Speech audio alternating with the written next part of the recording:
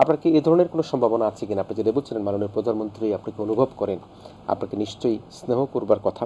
তো সেক্ষেত্রে আপনার কি আবার কোনো কারণে মাননীয় প্রধানমন্ত্রীর কাছ থেকে বা আওয়ামী লীগের কাছ থেকে কোনো আহ্বান পেলে আপনি কি আবার আওয়ামী লীগে ফিরে যাওয়ার কোনো সম্ভাবনা আছে কিনা? না, সম্ভাবনা আছে, সম্ভাবনা আছে। এখন বিএনপি যে বিপদের মধ্যে আছে, অনাগত দিনে যদি আওয়ামী লীগ বিপদে পড়ে এবং আওয়ামী লীগের কোনো লোক যদি খুঁজে না পাওয়া যায়, তখন তো একটা ক্লিয়ার ফেজ লাগবে।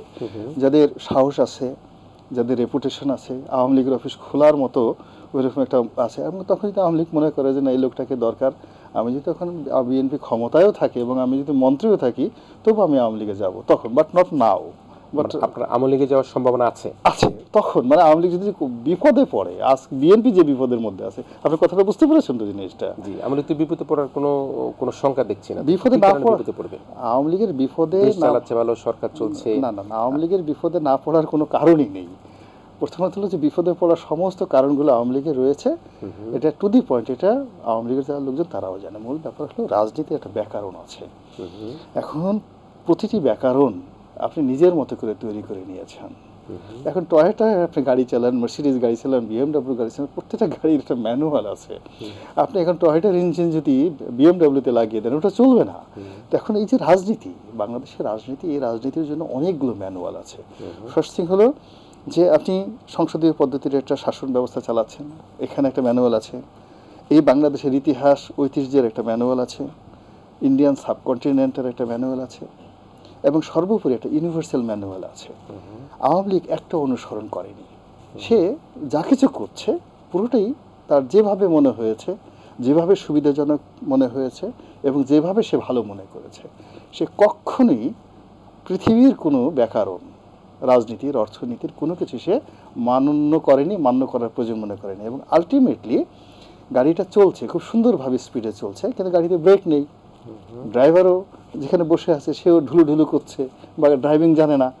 তো এই অবস্থাতে গাড়ি আমরা দেখছি খুব সুন্দরভাবে গাড়ি চলছে। একটা বিষয় একটু পরিষ্কার হওয়া গেল, সেটি হচ্ছে যদি মানে কখনো পরিস্থিতি ঘটে আপনি আওয়ামী লীগে ফিরে যেতে পারেন। হ্যাঁ, আমি যদি মানে মূল ব্যাপার শুনেন, আমি আমার ক্ষুদ্র জীবনে আমি কখনোই কারো করুণার পাত্র ছিলাম না, যে আমাকে খুব একজনের দয়া দেখালো, করুণা দেখালো, তারপর সে এই তোকে রাস্তা থেকে ধরে নিয়ে আসছি, বিভিন্ন সময় দেখবেন যে কথাবার্তা বলে আইনে তোকে আজকে এই বড় বানাইছে তুই, এরকম। আমার জীবনে কখনোই আল্লাহ করুণার পাত্র না হলে আপনি নমিনেশন পাওয়াটাও তো একটা বড় বিষয়। এটা যোগ্যতার বলে পেয়েছিলাম গো ভাই।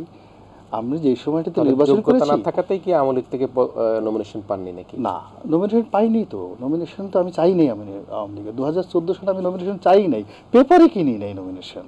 আচ্ছা, I am the only man sitting MP. পাবেন না সেই চিন্তা থেকে কিনে নেয় নাকি? না না, হোয়াট এভার মেবি, আমি সিটিং এমপি। সিটিং এমপি হিসেবে ওই দলের একটা মনোনয়ন চাওয়া এবং মনোনয়ন পত্র কেনা হলো আমার অধিকার।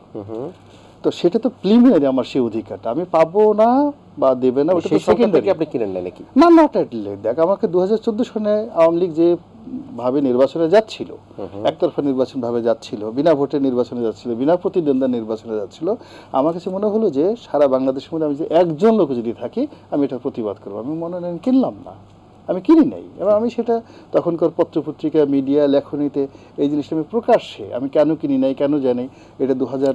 এটি হয়তো আপনার ভাবনা, কিন্তু এমনও তো হতে পারে যে আপনি মনোনয়ন পাবেন না, সেই সংখ্যা থেকে কিনে নেন। এটা হাইপোথেটিক্যাল। ফার্স্ট থিং হলো যে প্রথম সম্ভাবনাটা কি, আমি সিটিং এমপি, আমি মনোনয়নপত্র কিনবো। এখন আমাকে মনোনয়নপত্র দেবে না বা দেবে না, এটা বাংলাদেশের বর্তমান যারা বড় বড় রাজনৈতিক দলগুলো করে, আপনি দেখেন মোর্শেদ খানের মতো লোক মনোনয়ন পাননি, বা আওয়ামী লীগের অনেক বড় আব্দুল সোবহান গোলাপ সাহেবের মতো লোক মনোনয়ন পাননি, কথায় কথা।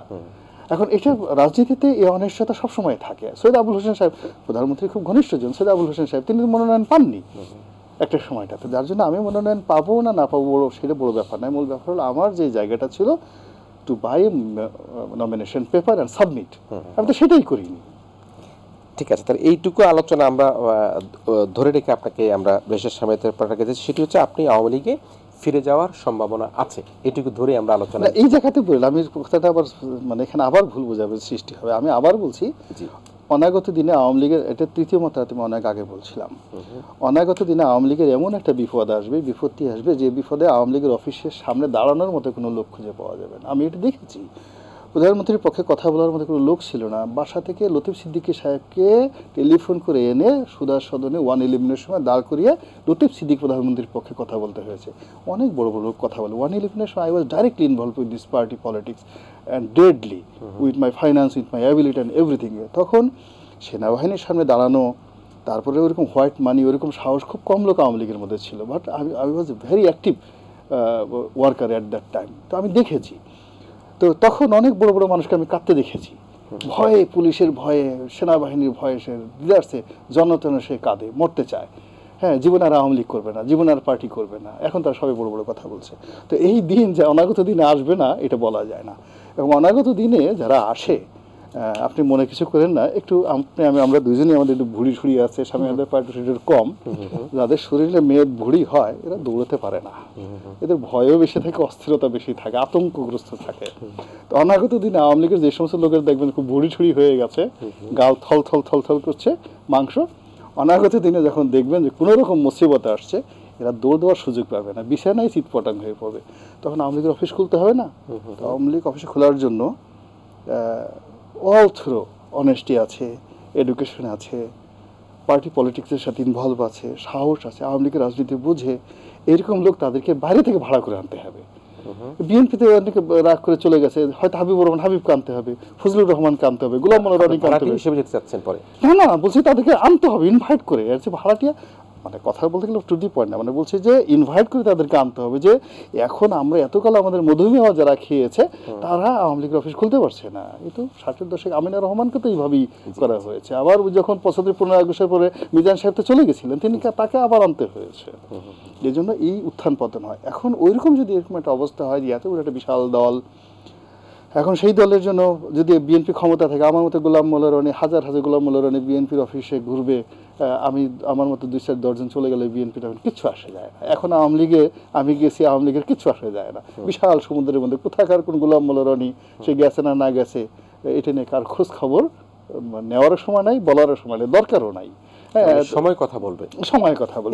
অনাগত দিনে যদি ওইরকম একটি অবস্থা হয়, যখন মনে করে যে না আসলে এই লোকটা আমাদের দরকার, এই লোকটা আমাদের প্রয়োজন, আর আমি যদি মনে করি যে এখন আমি যদি যাই, আই কুড ডু সামথিং, আমি কিছুটা করতে পারবো, হ্যাঁ, এরকম একটা সুযোগ থাকে। কিন্তু যদি পরিস্থিতি আবার দেখা গেল আওয়ামী লীগের পরিবর্তে এরকম একটা কর্তৃত্ববাদী সরকার আসতো, আওয়ামী লীগ যদি পায়ে গুলি করে, ওইটাকে ডাইরেক্ট মাথার উপর গুলি করে দেয়, তখন তো আর যাওয়া যাবে না। মূল ব্যাপার আগে তো নিজের অস্তিত্ব বাঁচাতে হবে। I am not a Julius Caesar or Napoleon Bonaparte, আমি একজন সাধারণ মানুষ আর কি। তো ভবিষ্যতে ওই জিনিসটা বললাম যে যদি কখনো ওই ধরনের পরিস্থিতিতে ওয়ার্কেবল হয়, প্রয়োজন হয়, হ্যাঁ, নিজে বসলে ভাবে না, যদি ওরকম একটা পরিস্থিতি রাজনীতি করার সুযোগ আছে, সবকিছু আসে, তখন কোনো মন্ত্রিত্ব মধুমেহ চাইতে রাজনীতি করাটা আমার কাছে গুরুত্বপূর্ণ মনে হবে। নিশ্চয়ই।